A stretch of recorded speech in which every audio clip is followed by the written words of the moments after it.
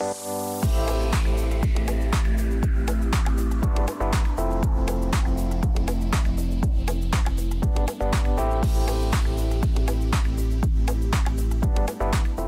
tout le monde, j'espère que vous allez bien. Quant à moi, je suis ravie de vous retrouver pour une nouvelle vidéo. Aujourd'hui, on se retrouve pour la partie 2 de mon haul luxe spécial seconde main. Avant de commencer la vidéo, n'hésite pas à me rejoindre sur Instagram pour voir tous mes looks, pour voir mes contenus et mes mini news. N'hésite pas à me rejoindre sur TikTok, justement, je fais pas mal de vidéos divertissantes ou même des analyses, des petites analyses. Et n'hésite pas également à me soutenir et à me rejoindre sur YouTube parce que je vais faire aussi bien des hauls que des vidéos plus analyses, des vidéos conseils recrutement. Donc voilà, c'est le meilleur moyen de me soutenir gratuitement, donc n'hésite pas à t'abonner sur mes réseaux.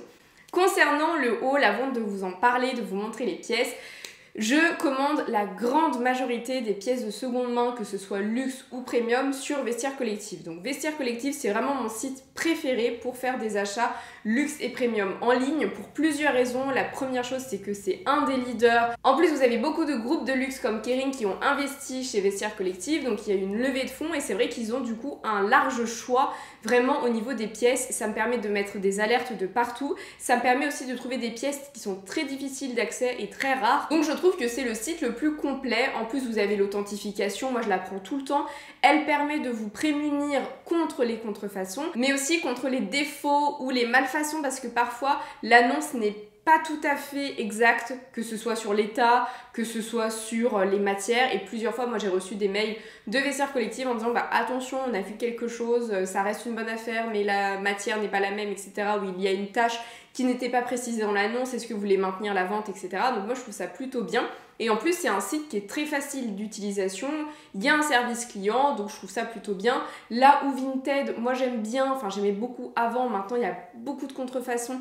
Et le problème, c'est que pour le coup, il n'y a pas vraiment un site, un SAV, ou même parfois il peut y avoir une barrière de la langue.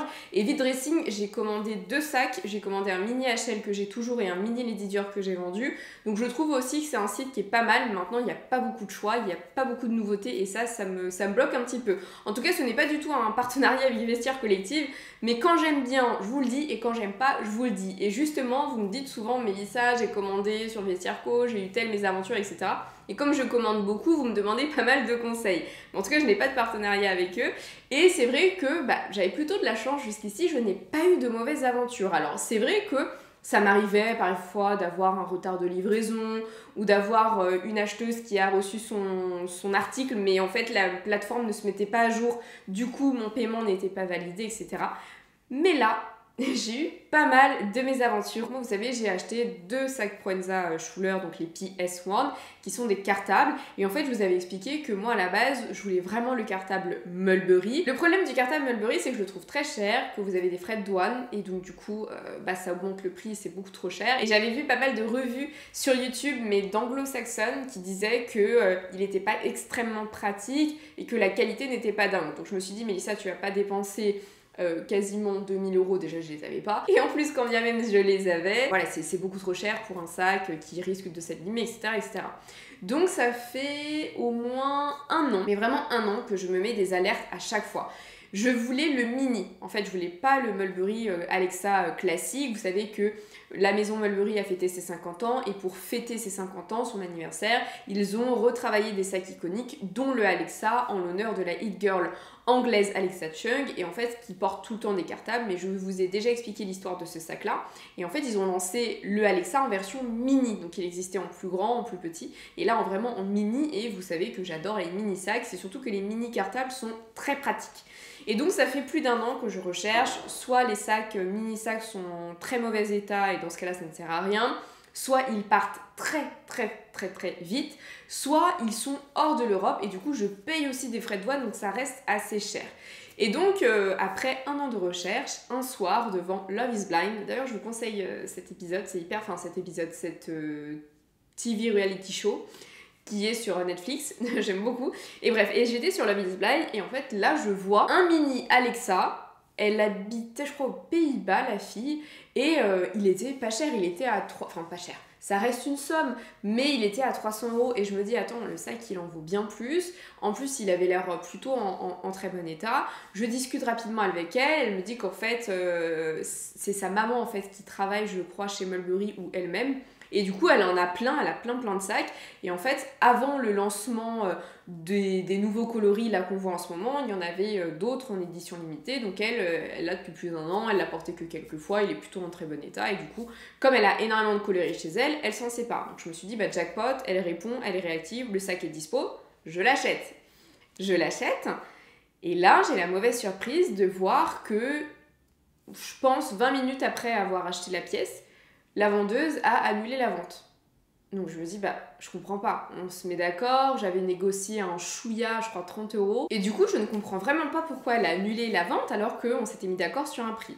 Je lui envoie un petit message, elle me répond pas. Je lui envoie un deuxième message le lendemain, donc 24 heures après. J'étais hyper déçue parce que ça faisait 1 an que je cherchais ce sac-là. Là, c'était de bon coloris, le bon état, etc. Je fonce, quoi, j'ai pas hésité.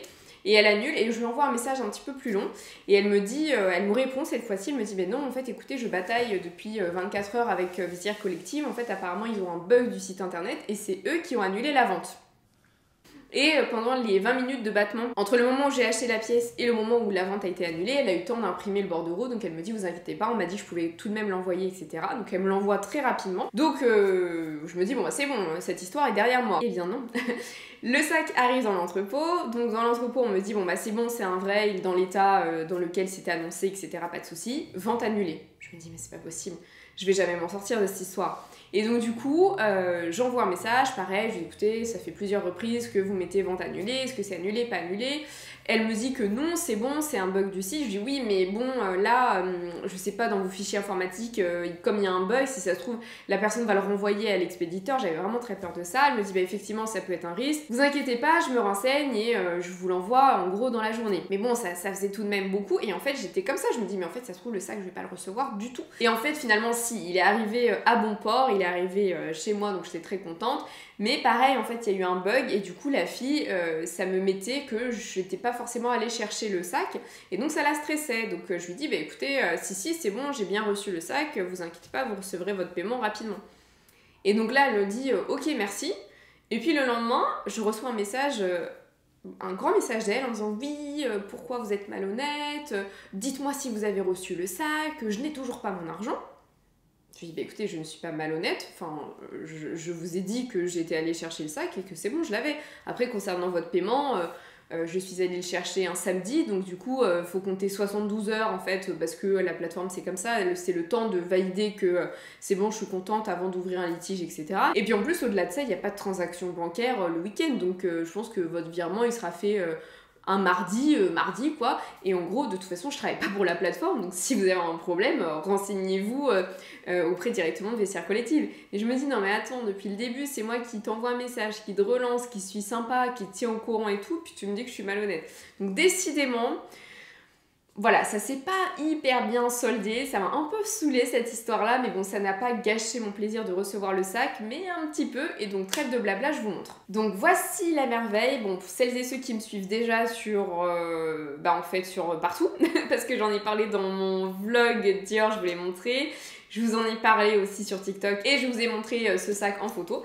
Mais donc c'est celui-ci, donc j'avais le sac anti-poussière Mulberry, je l'ai. Il y avait des protections plastiques un petit peu partout, mais comme elle travaille chez Mulberry, je pense qu'elle allait les chercher en boutique parce qu'on voit très clairement que ça a été utilisé, c'est rayé à certains endroits. Donc elle l'a fait, je pense, pour pas que ce soit abîmé au transport et pour valoriser un petit peu l'expérience, voilà. Maintenant, c'est un sac qui a été beaucoup porté, contrairement à ce qu'elle m'a dit. Elle m'a dit non, mais je l'ai très peu porté.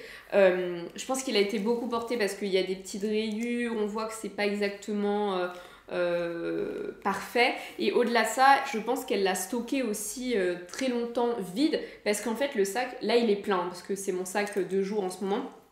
Et vous voyez qu'il est complètement affaissé en fait, et donc ça c'est pour cela que je vous ai déjà fait des vidéos sur comment entretenir vos sacs, parce que si jamais vous ne les remplissez pas, en fait ça s'affaisse, et comme c'est du cuir et que en gros c'est à mémoire de forme, et bien ça se déforme comme ça et ça reste, et donc c'est vraiment dommage. Donc bon, j'espère qu'avec le temps, l'effet du temps, ça va se remettre bien. Et bon, après je me dis que c'est qu'à l'arrière. En tout cas, on est sur un très joli cuir, c'est un cuir qui est kaki, qui est très sympa, qui est grainé, qui est un petit peu brillant, donc il a un effet un petit peu paillette que j'aime beaucoup. Et vraiment la taille, elle est vraiment toute mignonne, toute choupie. Donc là derrière, vous n'avez pas de poche. Ici, c'est tressé. Ensuite, vous avez la petite ouverture Donc effectivement, je rejoins les filles qui disent qu'il n'est pas super pratique. Il n'est pas pratique, mais effectivement, vous voyez, comme c'est une grande poche, ça s'ouvre tout de suite et que voilà, là quand vous l'ouvrez, ça s'ouvre tout de suite.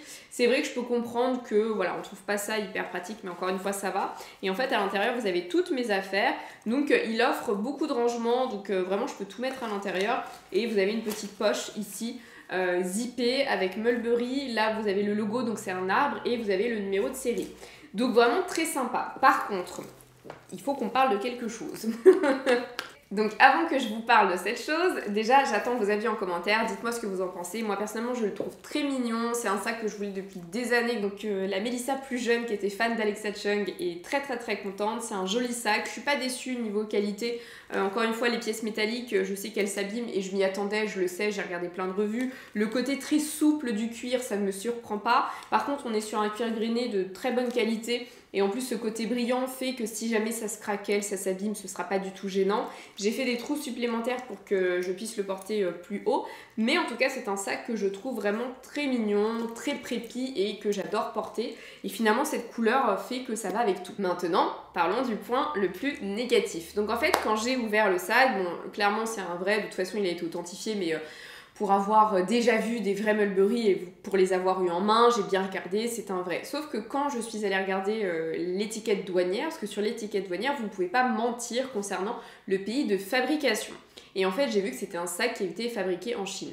Donc je suis allée regarder un petit peu sur tout le site internet, on ne précise pas du tout le pays de fabrication, donc ça ne m'étonne pas trop finalement. Et je suis allée sur plein de sites de seconde main et en fait les sacs Mulberry sont fabriqués un petit peu partout. Vous avez des fabrications en Tunisie, en Turquie, en Chine, quelques rares sacs en Angleterre, mais en fait c'est vraiment un peu partout. Et du coup ça me conforte dans l'idée que je ne comprends pas pourquoi je paierais un sac aussi cher pour une production qui n'est pas anglaise finalement. Alors ce n'est pas parce qu'un sac n'est pas fabriqué en Europe qu'il est de mauvaise qualité. Attention, vous avez de très bonnes usines et de très bons ateliers ailleurs aussi. Mais c'est juste que ce n'est pas le même savoir-faire. Et on l'a vu que les savoir-faire français ou même italiens sont extrêmement réglementés. Donc du coup, forcément, ce n'est pas du tout la même qualité et la même prise en main. Ça peut être des sacs de qualité, mais si on les compare à des sacs, par exemple, Hermès Made in France, bon, ça n'a rien à voir. Donc du coup, c'est vrai que ça explique aussi une petite déception. Et puis au-delà de ça, pourquoi les marques fabriquent-elles en dehors de l'Europe? Parce que ça coûte moins cher en fait. C'est aussi une histoire de coût. Typiquement, un salaire français, le SMIC français par rapport au SMIC ailleurs, bah forcément, voilà, c'est moins cher. Donc il y a aussi cette partie-là. Et donc du coup, voilà, je me suis dit, bah t'as vraiment bien fait de l'acheter en second main, j'ai fait une très bonne affaire, je suis très contente. Mais faites attention parce que beaucoup de marques de luxe, que ce soit françaises ou européennes ou même anglo-saxonnes, ne produisent pas du tout en France ni en Europe, sur des pays, on va dire, comme l'Italie, l'Espagne, le Portugal ou la France. Mais vous avez aussi de grandes maisons de luxe. Là, j'ai échangé avec une ancienne maroquinière d'une grande maison de luxe très connue, qui me disait que les sacs étaient fabriqués en Roumanie, donc voilà, ce n'est pas exclusif à Mulberry. On va passer au deuxième article, et là c'est fini avec les mésaventures, donc n'hésitez pas à me donner votre avis là-dessus, et là on va passer à un petit peu plus de positif. Donc toujours sur Vestiaire Collective, et là ça s'est très bien passé. Ça fait des années que je voulais un top Marine Serre, donc c'est vrai que Marine Serre c'est une créatrice française qui est justement pro upcycling, etc., que j'aime beaucoup. Je trouve que son style, il est vraiment très sympa. Elle a su être tout de suite reconnaissable. Et c'est vrai que le top un peu esprit tatouage, je trouvais ça très joli. Après, je me dis, bon, au travail, tu vas pas spécialement le mettre. Je me suis dit, bah pourquoi pas en noir, mais comme c'est quelque chose de très élastique, j'ai peur que ça se déforme ou qu'on voit un petit peu la lingerie ou qu'on voit les coutures et qu'on ait ce côté blanc. Et pareil, en enquêtant sur Vestiaire Collective, j'ai trouvé un pull magnifique et en plus, c'est un pull qui pourra aller avec mon PS1 Tiny de chez Proenza Schuller en jaune poussin parce que vraiment, j'aime beaucoup ce sac, même si... il ne fait pas l'unanimité, moi je l'adore. Et pareil, j'ai fait une bonne affaire parce que j'ai payé même pas 150 € le pull. Alors que le top, vraiment un peu maillot de bain, il est à 210 € et je crois qu'il a augmenté. Le pull coûtait beaucoup plus cher. La vendeuse, elle était en Allemagne. Il y avait l'étiquette, etc. Et du coup, j'ai sauté sur l'occasion. Je vous montre tout de suite. Du coup, c'est ce petit pull. Vraiment, je le trouve très sympa. Donc pareil, il est assez étriqué pour que ce soit vraiment très près du corps. Je ne l'ai pas essayé, je l'essaierai avec vous. Mais du coup, j'ai l'étiquette bah voilà, vestiaire collective. J'ai l'étiquette aussi Marine Serre, vraiment il n'a pas du tout été porté. Et ensuite la taille, je sais plus, enfin, en tout cas j'ai le QR code. Il y a aussi l'histoire un petit peu de Marine Serre sur l'étiquette. Et en fait j'avais jamais acheté Marine Serre. Et donc moi j'ai pris en L. Et vous avez un intérieur aussi qui est jaune avec le côté en fait éclipse, le côté inversé que j'aime beaucoup. Donc pareil, je trouve que j'ai fait plutôt une bonne affaire. Je vois vraiment bien ce pull avec une petite jupe patineuse et mon petit cartable. Et je trouve que ça fera très sympa. Je vais l'essayer et je vais vous montrer. Donc voilà le résultat, franchement je suis très contente, il y a un effet vraiment seconde peau, donc les manches sont un petit peu plus longues, il est vraiment très près du corps, il est agréable à porter, je trouve qu'il a une silhouette un petit peu gainante, un peu galbante, que j'aime beaucoup, c'est clairement un top que je peux porter donc avec mon Proenza Schuller Tiny PS1 jaune parce que c'est exactement le même jaune, je le vois bien avec une jupe ou même avec un faux col chemise pour un côté plus prépi et je suis très contente d'avoir craqué pour le pull parce que pour le coup le top un peu effet maillot de bain, voilà, ça m'aurait pas forcément convenu et en plus j'aurais pas forcément pu le mettre au travail alors que là je peux clairement le mettre sous un blazer ou autre donc c'est vraiment top et franchement j'aime beaucoup, je trouve que j'ai fait une excellente affaire. La pièce était toute neuve, je l'ai eu à un prix moins cher que le top dans le commerce actuellement. Donc voilà, j'attends vos avis en commentaire. Je sais qu'il est très particulier, mais moi j'aime bien ce côté monogrammé avec les petites lunes, ça change. Et enfin, dernière pièce, on va parler de matières premières. Donc matières premières, moi c'est une maison de haute parfumerie que j'adore. D'ailleurs, mes seuls parfums viennent de cette maison. J'ai Radical Rose et Santal Austral. Et en fait, à chaque fois, je joue entre les deux en fonction de mes humeurs. Santal Austral que j'adore, ça a été mon premier coup de cœur. Radical Rose est sorti, je crois, en février 2020. De mémoire, en tout cas en 2020, que j'adore aussi parce que c'est une nouvelle approche concernant la rose. Et là, j'ai eu la chance d'être invitée au lancement de leur nouveau parfum et du coup, je vais vous parler un petit peu plus de l'histoire de ce parfum, de toute la découverte en fait olfactive qu'on a vécue dans leurs locaux, dans le siège social à Paris et vous montrer un petit peu comme d'habitude le packaging. Donc pour vous parler un petit peu plus de matières premières, même si je vous invite à regarder mes 2 vidéos là-dessus, mais en tout cas, c'est une maison qui est particulière parce que le nez de la maison, donc Aurélien, en fait, a ses propres cultures à Grasse, à côté de Grasse, à 3/4 d'heure de Grasse, de fleurs. Donc il va cultiver aussi bien la rose que la tubéreuse. Et donc là, c'était hyper intéressant parce que c'est rare d'avoir un nez agriculteur. Généralement, le nez a 2 voire 3000 références. Il va composer son produit, il va composer son parfum. Mais là, finalement, il est aussi agriculteur et donc c'est vrai que c'est une nouvelle manière, une nouvelle approche justement d'évoquer, de créer un parfum. En plus, on est vraiment sur une maison française qui utilise des produits du coup français, des produits d'exception. Matière première, et déjà rien que le nom, c'est parce qu'au cœur de ces parfums, c'est la matière première qui compose le parfum qui est la plus importante et donc en fait, on a très peu finalement de composants dans ces parfums, mais à chaque fois, c'est de la très très très bonne qualité. Et du coup, c'est ce qui permet d'avoir un sillage qui n'est pas entêtant mais qui reste et d'avoir aussi un packaging qui est simple parce qu'on ne va pas tout mettre en termes de budget sur le packaging. Vraiment, tout est concentré dans le jus, tout le budget du parfum. Je crois que c'était 80% du budget, c'est dans le jus du parfum. Alors que chez les concurrents, bah, vous avez l'égérie qu'il faut payer, la campagne de pub, le packaging. Et puis après, c'est aussi des parfums où le jus a sa propre couleur, il n'y a pas de colorant et du coup, il n'y a pas de conservateur pour pas que la couleur bouge. Donc vraiment, moi, c'est une maison de haute parfumerie que j'adore, que je ne peux que vous conseiller. Ça fait plus de 2 ans et demi que je suis cliente chez eux. Et vraiment j'ai la chance de collaborer avec eux donc je suis très très très contente et puis en plus ce sont des parfums qui sont mixtes donc pareil en ce moment on est vraiment sur le côté no gender. Le parfum n'a pas d'âge, le parfum n'a pas d'identité que ce soit homme ou femme et donc du coup moi j'aime beaucoup cet univers là. Donc on a eu la chance de découvrir leur nouveau parfum French Flower. Donc French Flower pourquoi? Parce que du coup c'est une fleur française mais pas n'importe laquelle, c'est la tubéreuse. Donc la tubéreuse c'est une fleur qui est magnétique, qui est envoûtante.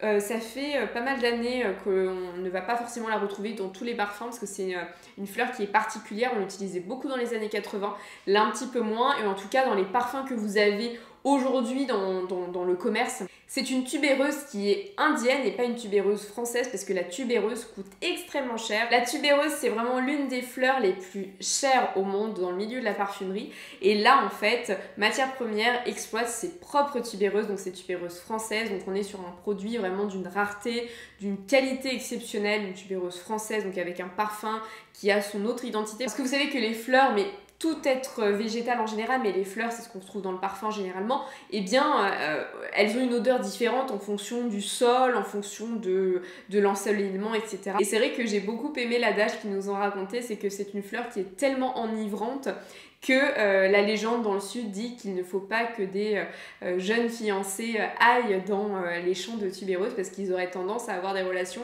hors mariage, ce qu'il ne faut absolument pas, ou même d'avoir des relations extra-conjugales. Donc bon voilà, c'est pas enivrant à ce point, mais apparemment quand on est à plus de 100 mètres d'un champ de tubéreuse, on sent déjà l'odeur.